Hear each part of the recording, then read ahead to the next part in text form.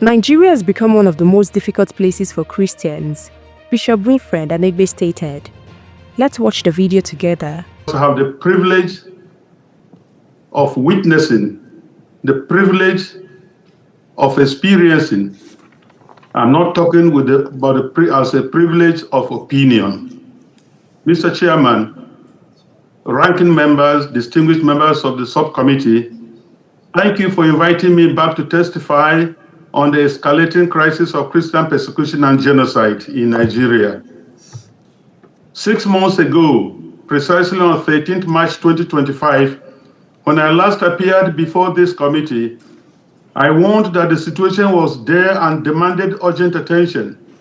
Tragically, the past half year has proven those warnings understated the continued attack on vulnerable Christian villages by the Fulani ethnic militia and their counterparts, both in the Middle Belt of Nigeria and elsewhere in the country.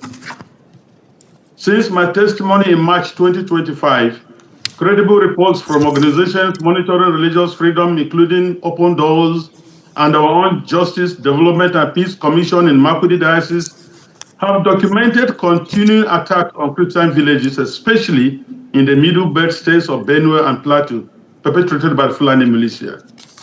Thousands more have been displaced, some adopted or subjected, with entire villages razed and churches destroyed.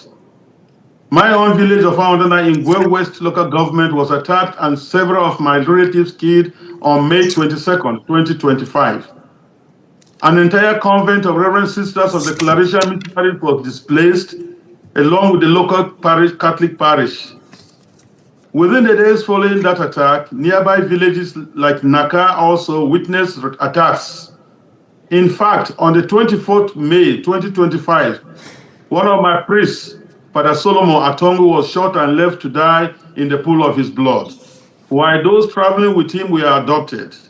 Though he survived the attack, he is unable to walk freely because he has a broken bone. A few weeks before, on Palm Sunday, April 13, 2025, with the attack occurring late that night into the early hours of April 14th, Fulani militants launched a coordinated assault on Christian communities in Plateau State, Nigeria, primarily targeting the village of Zike in the Basa local government area near Jos.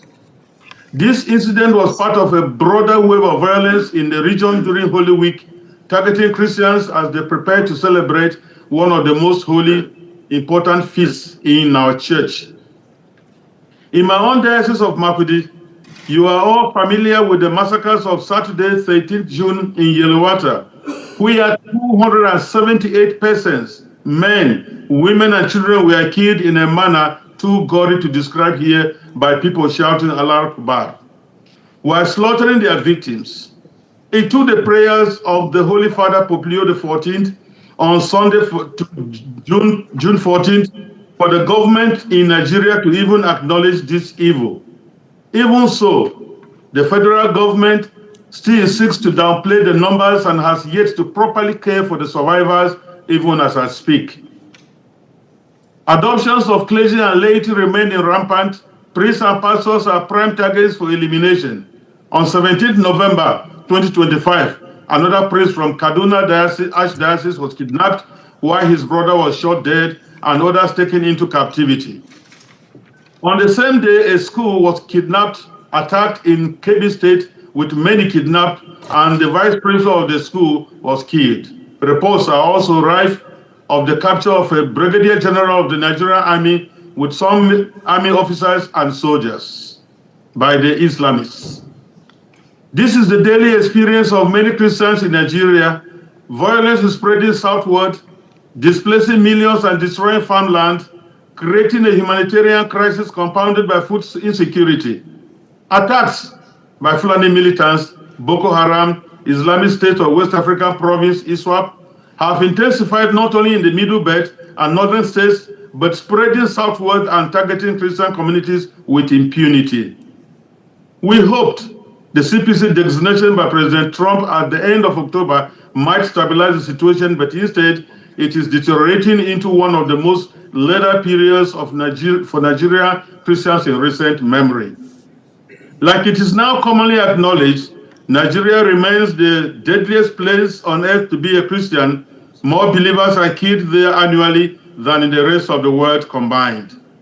Yet, perpetrators face little accountability, and the Nigerian government's response since the CPC designation is to unleash vain glory speakers and willing tools to spin the narrative and make false equivalencies about Muslim deaths.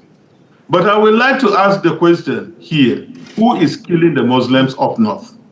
Is there any Christian militia displacing millions and occupying lands in Nigeria? The government of Nigeria's silence and refusal to engage in the face of continued killings and displacements has deepened feelings of abandonment among the people. The national leadership appears disengaged, treating the Christian genocide reports as a non-issue instead of considering it a national emergency. This lack of political will undermines trust in government institutions and fuels perceptions of complicity or indifference. Mr. Chairman, honorable members, allow me to briefly mention another point so close to my heart, the humanitarian and social impact of this genocide. In the Middle Belt alone, millions of internally displaced persons remain in camps, unable to return to their ancestral lands.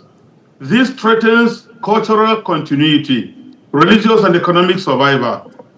The psychological trauma of survivors of these attacks is immense, with little access to counseling or rehabilitation. Widows, orphans, and survivors face ongoing threats. Girls and women endure sexual violence as a weapon. So many others resort to unsafe coping mechanisms for daily sustenance, destroying families' guarantees that no more Christian will be born from so many traumatized women. This is one of the elements of genocide, securing the disappearance of a group by longer-term measures other than murder. Without quick intervention, Christianity risks elimination in parts of northern and middle belt Nigeria within a very short time. Let me put it on record here that on behalf of millions of Christians in Nigeria and in the diaspora, we want to thank President Donald J. Trump for his bold leadership in designating Nigeria as a CPC. I commend you, Mr. Chris Smith, and this subcommittee's ongoing leadership and the recent U.S. designation of Nigeria as a country of particular concern. It is a vital step, but must be backed by serious action.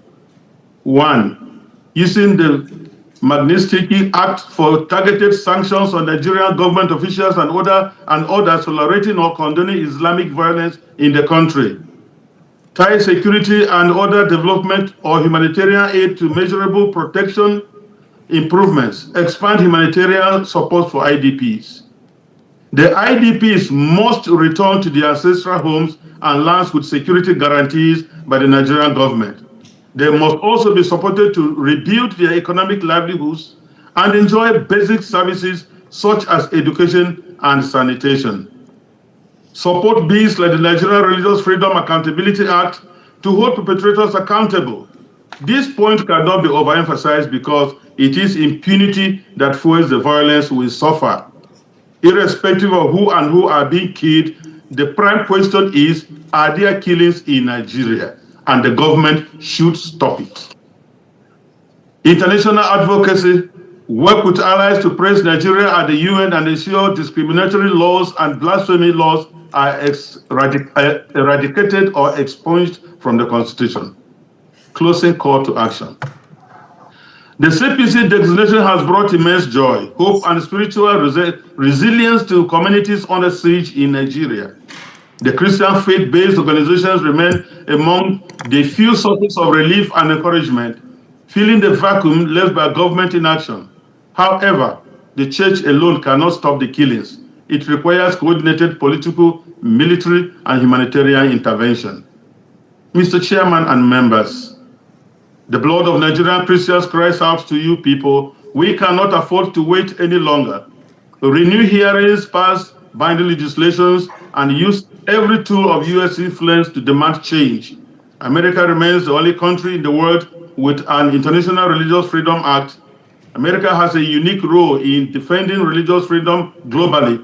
Please enact concrete actions according to the CPC designation. We all know that inaction emboldens the extremists even more. Incidents of violence involving armed groups in parts of Nigeria have continued to raise serious concern, especially for communities with large Christian populations. The Bishop of Makurdi Diocese, Nigeria, Roman Catholic Church, Bishop Winfred Anegbe, indicated via an interview that attacks by extremist groups and armed militias have resulted in loss of life, displacement, and destruction of property. Many Christian communities have been affected, and local leaders say accountability for these incidents remains inadequate. According to Bishop Winfred, the spread of violence has also worsened humanitarian conditions, forcing families from their homes and reducing access to farmland. This has contributed to rising food insecurity in several regions of the country. According to Bishop Winfred Anegbe, urgent attention and stronger protection measures are needed to safeguard vulnerable communities and prevent further deterioration of the situation. It's worth noting that Nigeria has previously been listed by global organizations for concerns related to religious freedom,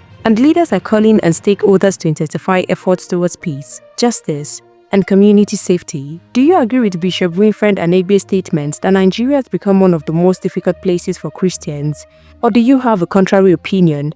Let's hear your thoughts in the comment below. Please like this video, share, and subscribe to Naija News TV. Turn on the notifications so you don't miss our next update. We'll continue to keep you informed as more information becomes available. Keep watching Naija News TV.